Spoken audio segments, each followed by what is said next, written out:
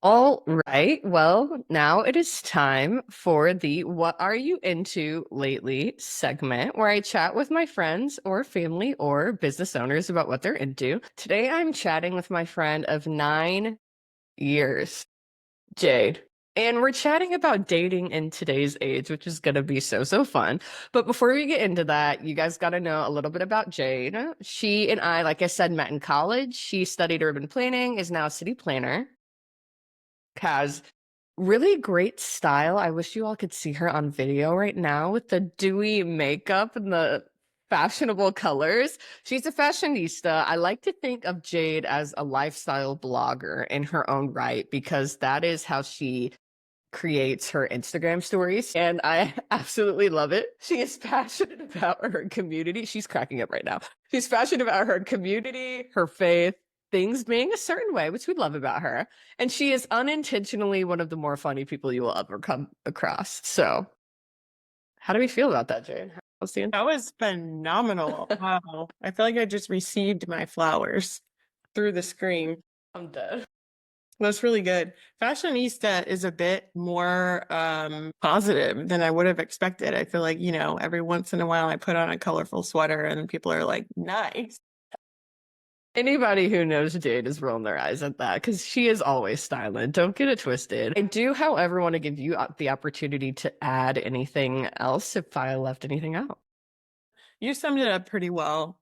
I felt very clocked accurately by the likes things a certain way because we just went through a communication workshop at work where that was absolutely validated about me. Um, but no, you summed it up. Community service is big and urban planning is also big. Faith is huge. So very nice. You did your research, not much more required. Wow. Well, like I said, I've only known you, 9 years. So hopefully that's on point. So as you all can see by the riveting title I've so selected, we are talking about dating. And I do want to throw out a caveat because I know as a married person talking with a friend about dating, that could be really annoying. And I just want to let you guys know, yes, I have been with the same partner for 12 years. Sure. But that is, I like talking about dating with my friends because I'm so completely out of the loop, but I don't want to be the ignorant married friend who's like, what do you mean? Can't you just like meet someone at church? So I'm genuinely curious about the state of dating out here. I feel like I often talk with Jade about how's it going? Who you talking to? And I don't know, you're great. You're genuine about it. You're real. And I feel like you're just a great person to talk about this with. So curious though when I first asked you about this and just kind of going into this, what your feelings are really like. Good question. I sensed your intent immediately because I think it's a common thought that married people have in church circles in particular, and then just otherwise intentional people who are like, I realize that I am now out of touch because I am married, but also, what else are we supposed to talk about? And so you want to like get the tea without seeming like it's one-sided. And so there's usually an intent to understand like, well, what's actually going on with dating in today's culture for people who are established adults, because it's very different being in like, I don't know, pure adulthood versus like a college relationship. And if I were in your position, I would want to know too. So I more so picked up on like the intent to understand. And I'm excited to explain it because I don't know that I'm a great case study for this, but maybe I am because of just, all the things that we go through and where I am at in life and all of that. So I don't know. We can just see where it goes. Let's see where it goes, baby. So I did think it would be fun. Jade, you tell me if this is actually fun or not, to do a little dating wrap of 2024. I got some inspiration through Spotify. Thank you, girl. And I just love that they talk about like genres. They talk about favorite artists, the songs you've listened to the most. And it's like, what if Jade does that for us today, but as a dating wrap of 2024? So I have a couple questions. Not sure which ones land and which ones don't, but feel free to pass and provide any other context you'd prefer if there's a better question. My first one is, though, How many first dates did you go on in 2024? So we chatted briefly before this, and I mentioned I barely know what month it is. That is currently accurate. So 2024, thinking back to first dates, honestly, I could not tell you the number because it was an interesting dating year.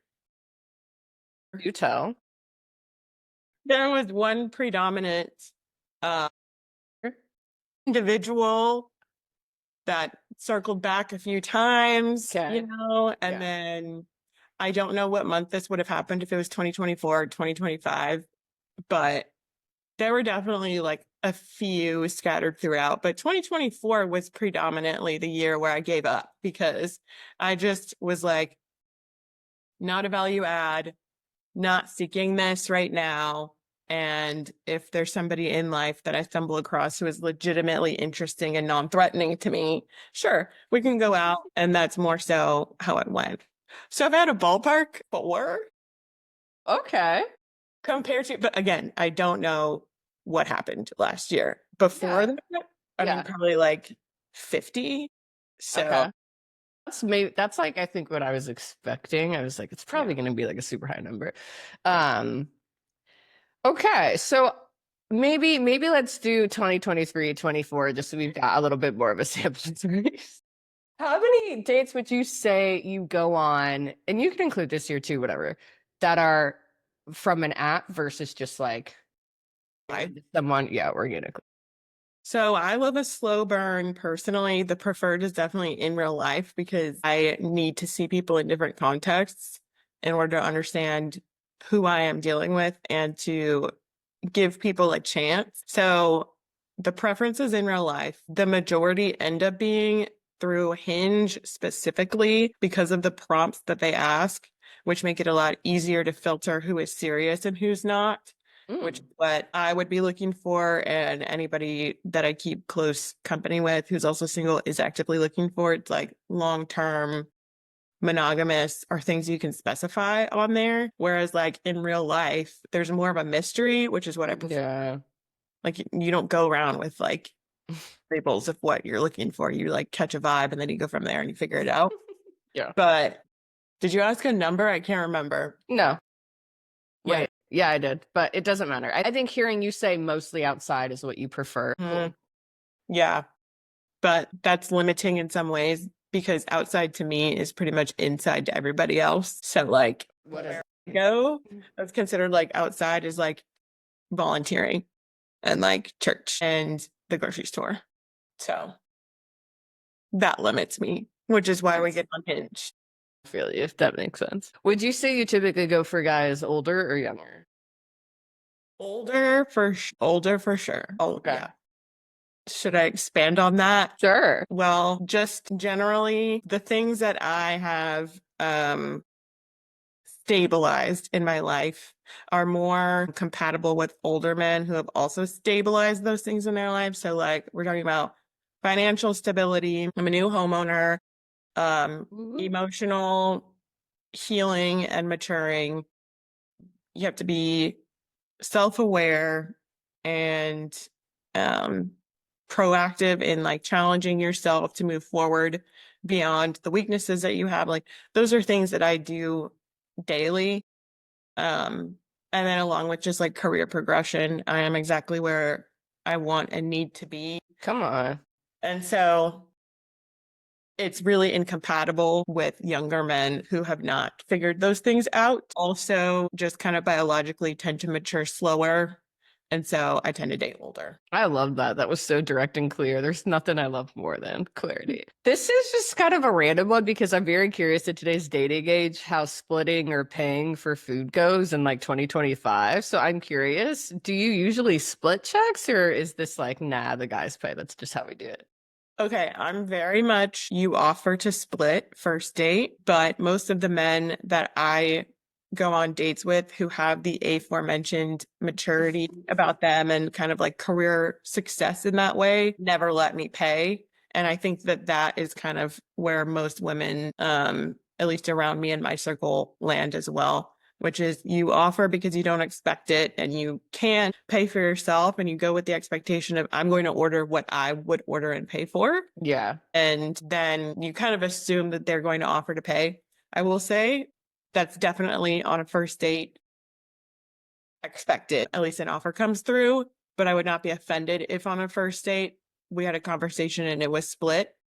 What did offend me once, Okay. and offend is maybe too strong of a word, but like it surprised me and I was like, oh, I actually don't like that. Like I thought I was more progressive than I was, I guess, because we had gone on a first date and then we scheduled a second date and I planned everything because I was going to anyway. And that's fine. And almost preferred, honestly, because I don't want to go somewhere I don't like. Real.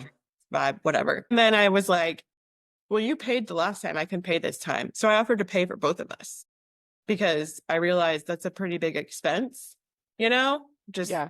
it's a big expense. And then he was like, sure. He didn't even hesitate. And I was like, this is a second date and you didn't even hesitate? I don't know about that.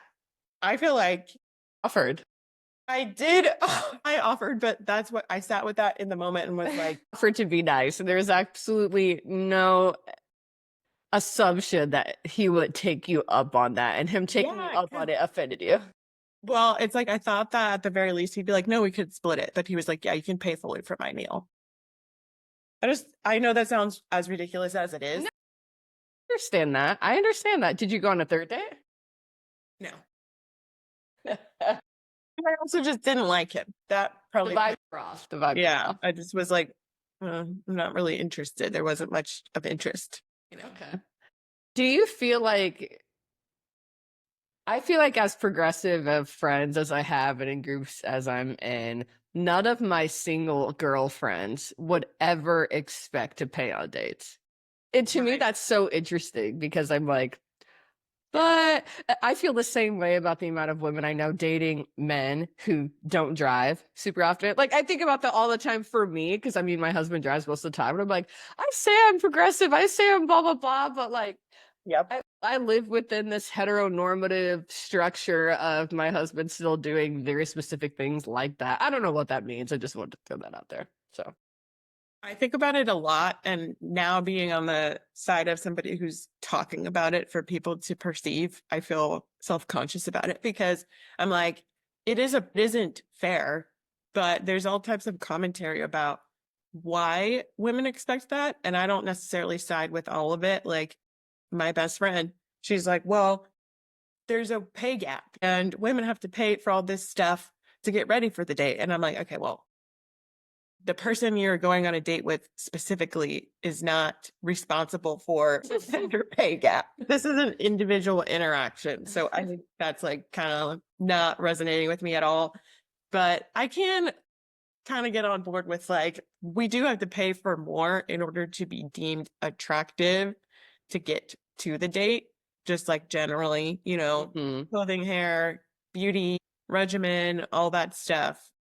And so depending on the type of woman you are. depending on, so I'm like generally in my circle, absolutely yes. Yeah. So those type of men are expecting that type of woman. They are also expecting a more traditional experience. Yeah. So I think that's kind of it. It's both sides, I think, Yeah. are initiating that. So anyway, those are my thoughts. Okay. Makes sense to me. I'm not hating on that. I totally get it, but I just feel like I never actually talked to anyone about that. So curious, I know it's 2025. I know you're a month confused these days. You've got a lot going on, but I'm curious how you would describe your experience dating overall lately. Bad. Okay.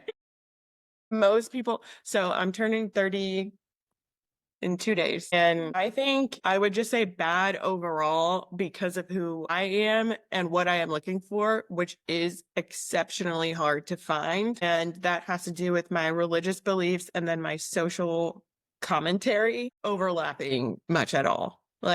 And so that's the root of the issue. I think there's a lot of people who could say that dating is a bad experience at whatever age or stage for whatever reason.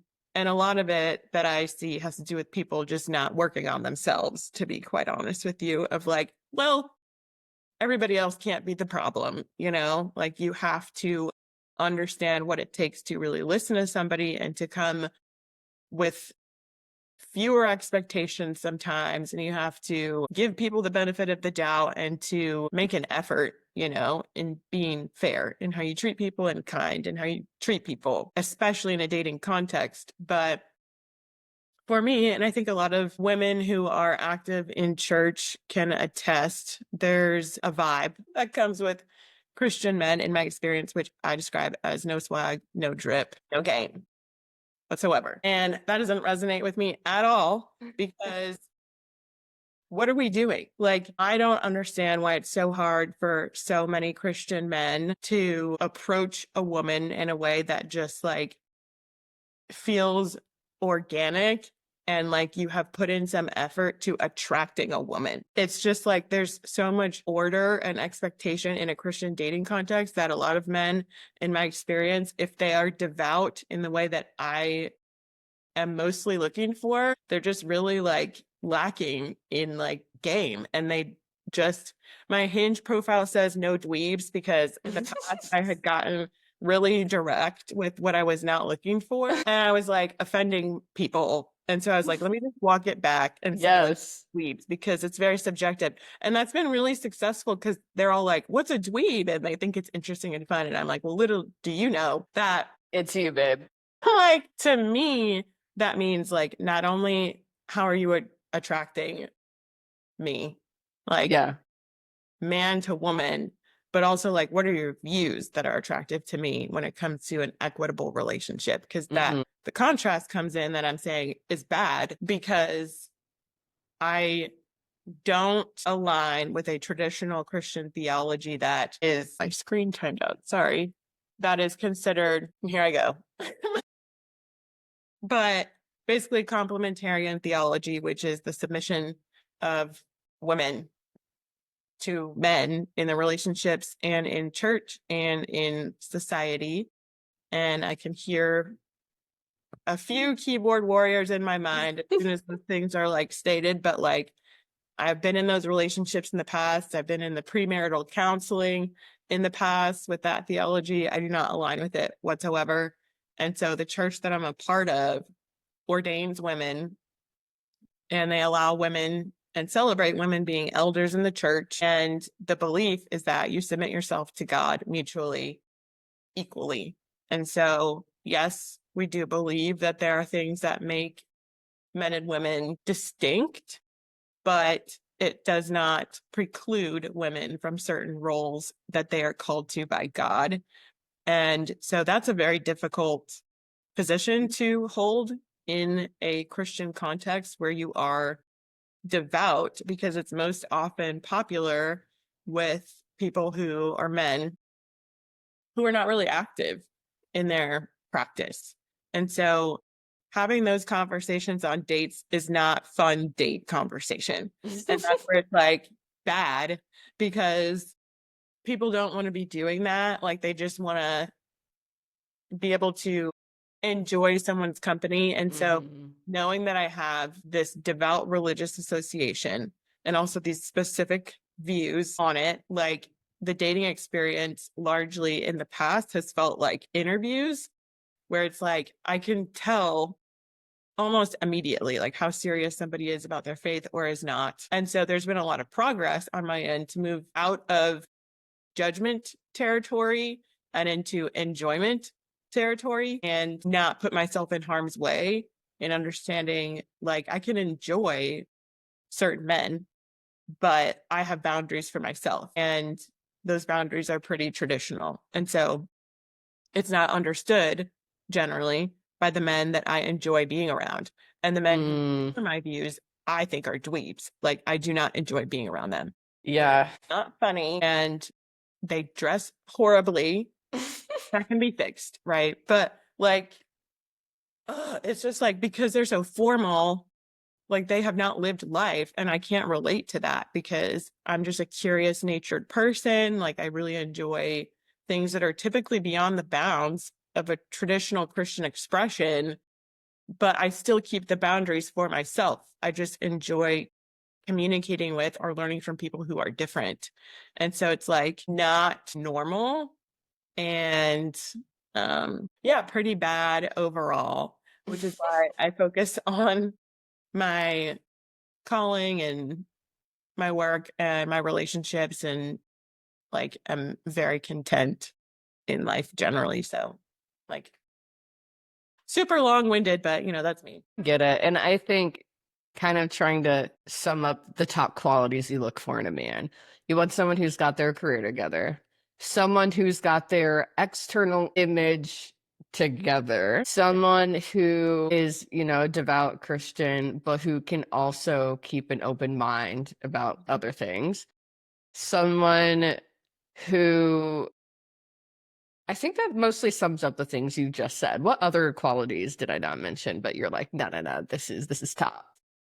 Yeah, I think that's pretty much summing it up. Just generally an ambitious, put together, Ambitious. and well-rounded man who is not going to put me in second class territory just because I'm a woman. And has that changed over time, like your approach to dating? Because I know you're coming up on 30. That's a specific time frame, but how has your approach to dating changed? Maybe in like the most recent years. Yeah. Well, I stopped doing it for like, I don't know, probably like 9 months. Just was like, well, I don't really care anymore. Like, I'm not going to be actively looking for this because I pivoted to just like what I feel God has called me to, that keeps me sane and well-rounded. And I don't know, just in a better position as a human being. But through taking a break from it and then kind of re-engaging with it, what changed was the judgment part. Like there's just been a lot more freedom in how I approach people. And I do ask a lot more questions now because I've learned that with the men that I was dating, like they communicate very differently than I do. And I do think it's required me to be much more direct in what I am specifically saying and taking away, because I do discern a lot of things, but I don't feel the need to communicate them, or hadn't in the past, where I'm like, oh, your answer to this tells me that. And like, therefore, I am going to leave now. Or like, after this date, I'll tell you, like, thank you so much for your time, blah, blah, blah. But now, in the effort to like unify and to explain and try and reach common ground or middle ground, as somebody is saying something to me where I'm like, okay, that seems a little sideways, or that's out of alignment with me, I summarize it back and ask them to expand in different ways. And then they expand exactly what I had already inferred, but they can understand where I'm coming from more. And it's led to less exhaustion because I've invested time per person now. Whereas before it was like one date and I'm done. Now it's like 3 dates and I'm done. And it confirmed that I was correct to have left after one. Okay. But they feel more heard. Yeah. And I feel like there's better closure. And I don't know. I also, you tell me, feel like there would be more opportunity for you to even learn about yourself. Totally.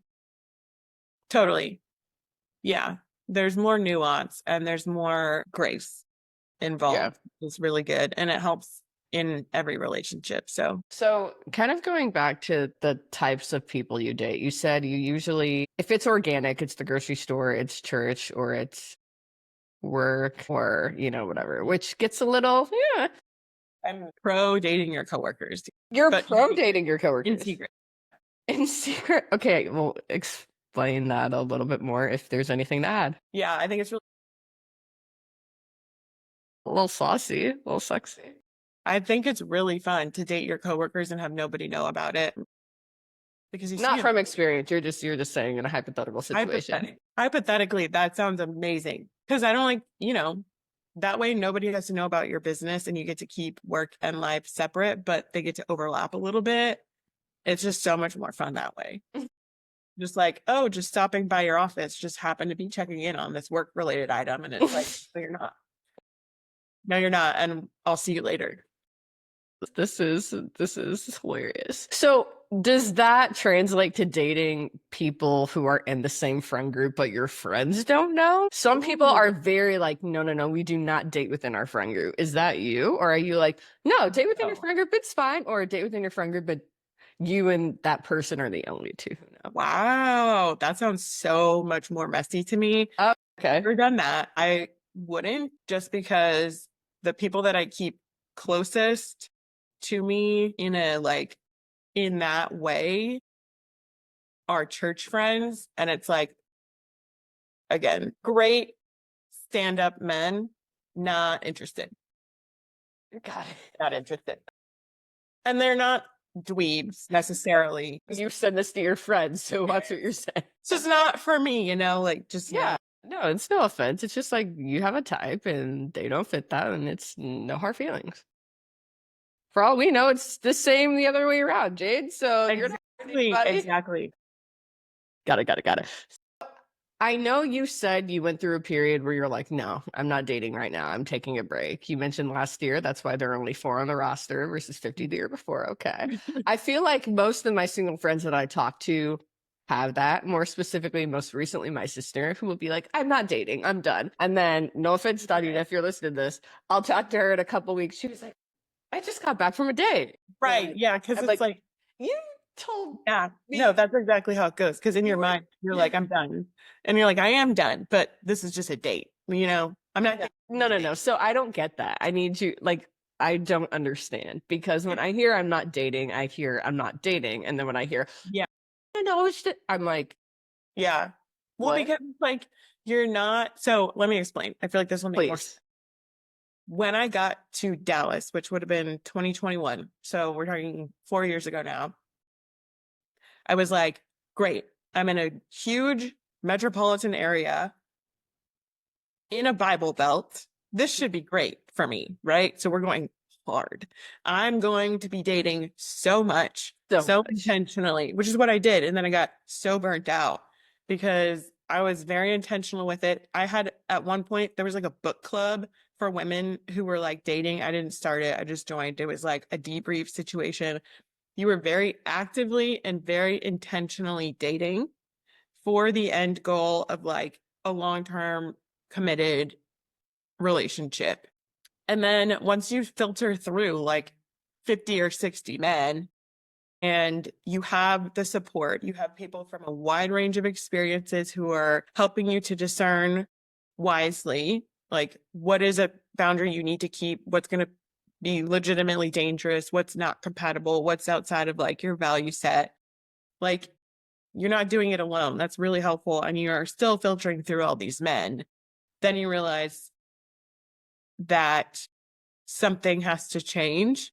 Either your expectations have to change or you have to change or some combination. And I feel like that's what people go through of like, okay, this is not working for XYZ.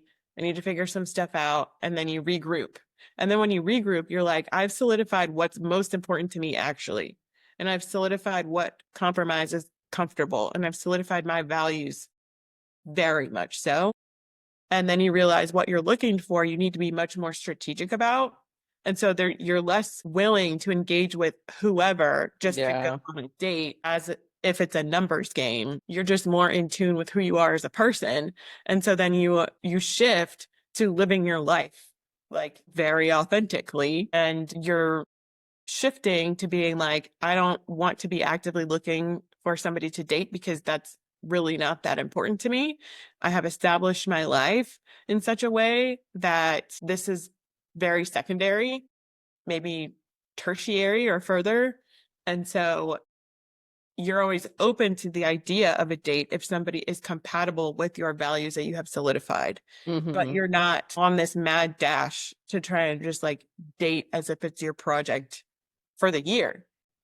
So yeah, it's like it's a very different mindset, I think, in being like, I'm dating versus like, I'm living my life and I'm open to a date. Yeah.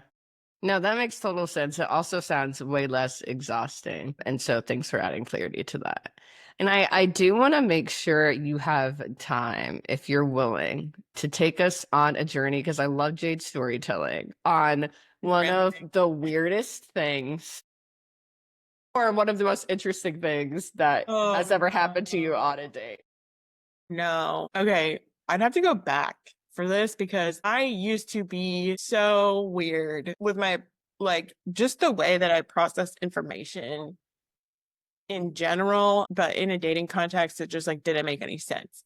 So I'm going to go back to when I was younger. Actually, I explained this story to your brother and sister-in-law, and they were dying Oh, because great. Knowing yeah, my brother, he was likely on the floor because when he's really cracking up, he goes in fetal position. I just, yeah, it is. It's kind of a testament to where I was at the time. Just like, Let's get into it, Jade. Let's go. I'm ready. okay, right, okay. I'm gonna take it back to before I had matured and really like established myself and, you know, important ways. And I don't know, like it was a series of dates over a weekend, basically. So my values that I was raised on that I hadn't super solidified for myself yet were traditional Christian values, which are like checklist items, basically, of like, do you have this, this, and this? Great. Do I think that you look nice and treat me well? Great. Are you ambitious? Great. Like, that's all I need. Let's get going, like, let's get into a relationship or whatever. So that was kind of my like mentality at the time, but I was 24, maybe 23. And this was like I had freshly graduated college, was working for a little bit, and was actually at a work conference in New Orleans. And it happened to coincide with Fleet Week, which, for anybody who doesn't know, that is when the Marines dock the ship and they get into the mainland. And me being who I was, very drawn to military men at the time, just because I have a firm personality. And I didn't so, know that about you. like, The Marine man, not the firm person. yeah, so I can't take a soft man. I needed a hard man, just like gets things done, that type of man. So I was like, clearly, I'm going to go for the hardest of all men, a Marine. And, so I had also reconciled my Christian values at the time, where I was like, you know what? I've already been through some stuff. I'm going to be really responsible. I'm going to meet up with my friends at this conference, and I'm not even going to look at Bourbon Street. Then it happened to be a college reunion because everybody across the country had come for this national planning conference. My professor was there and my college best friend was there. This professor was very supportive of me and my best friend, just like in our shenanigans all throughout college. So she was like, here's $20, go out on the town. Then we go out on the town. We get one of those grenade things, I didn't plan to go out on the town.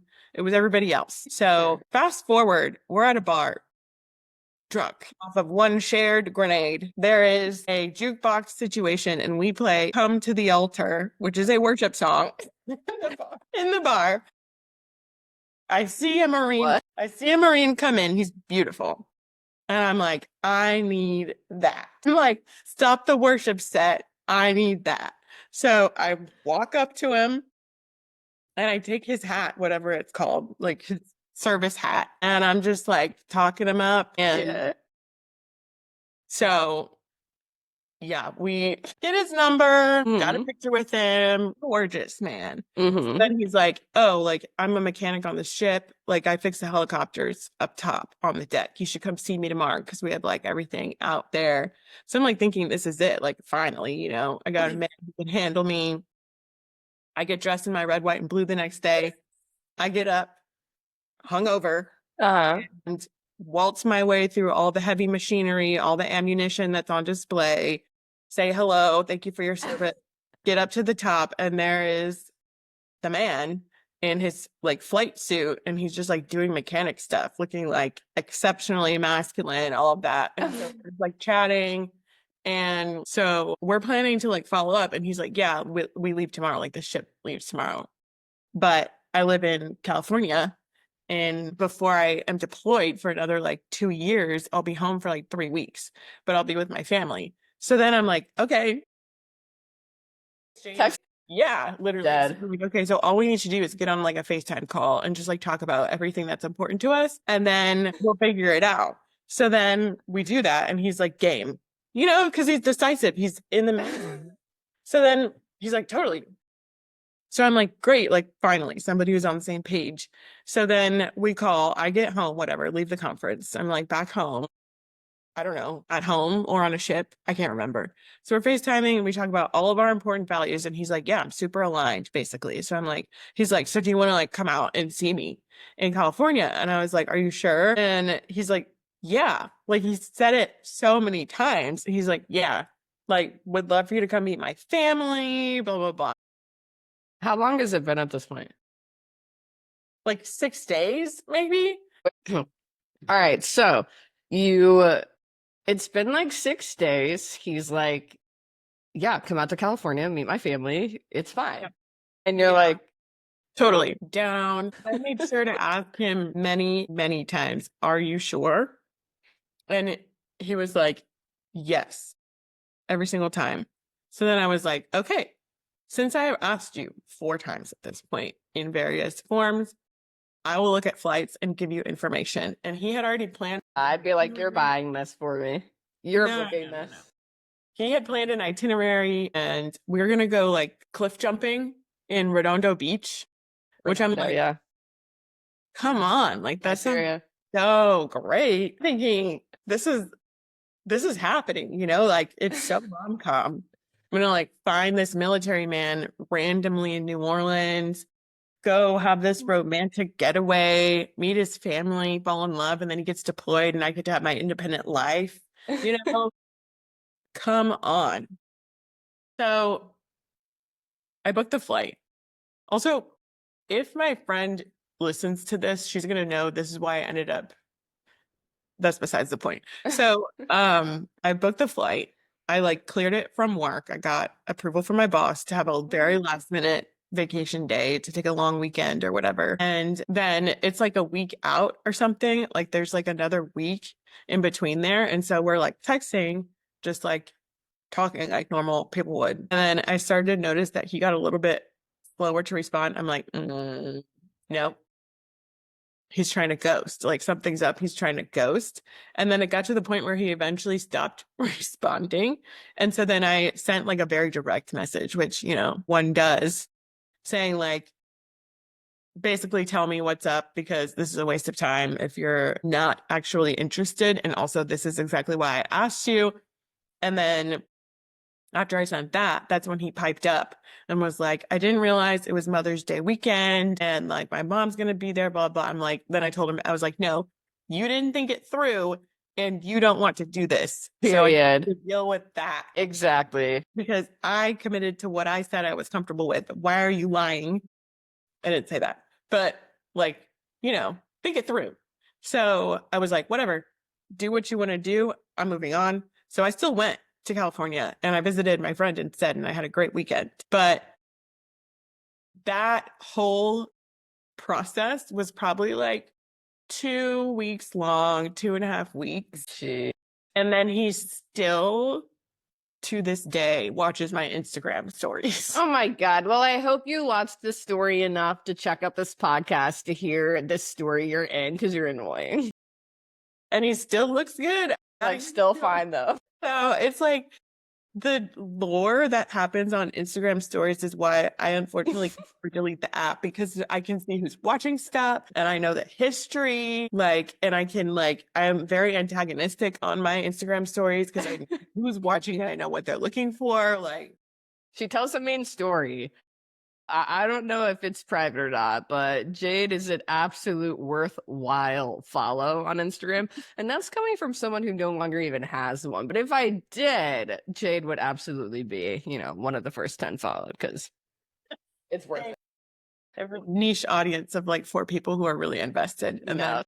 then like, even some of my friends who like aren't even friends with you will be like, Jade is so funny on Instagram. And I'm like, she absolutely is. I love it.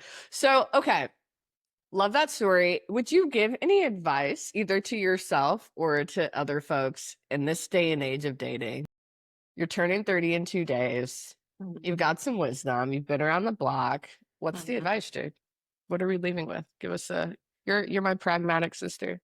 be yourself. To find who you are and be confident in that despite pressures from other people. And that is the most essential aspect of not being frustrated or exhausted by the dating experience, is that you know who you are and that you, regardless of who you're interested in or talking to at the time, like they're not going to diminish that. So if you have a strong sense of self and you have a strong support system, I think you'll find success in and outside of dating. So that's what I would advise, is really take the time to evaluate and reflect, self-reflect on why you make the decisions that you do, why you live the life that you do, and if it's really for you or if it's for reasons that are not central to your highest values. And what would you say is your biggest takeaway from dating in terms of like what you've learned about yourself? This is going to sound a little bit arrogant, annoying, but my biggest takeaway is that I am unique in that self-assuredness.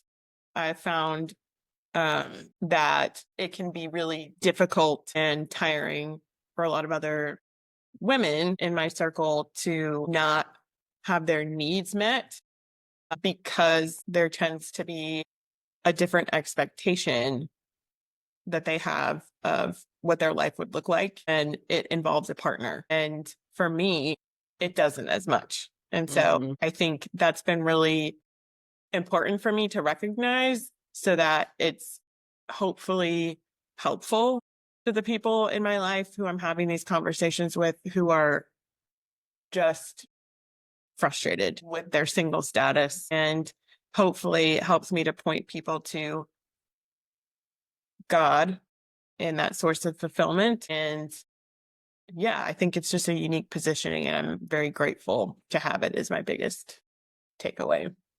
Yeah. You are solid, and a man's is just a cherry on top, baby. I love that. Well, Jade, I mean, that's what we got. That is our conversation on dating. Absolutely pleased. That was so fun. And I know the listeners will now hear my laugh in their sleep because of how much cracking up I did throughout this. But thanks so much for coming on. And all right, let's move on.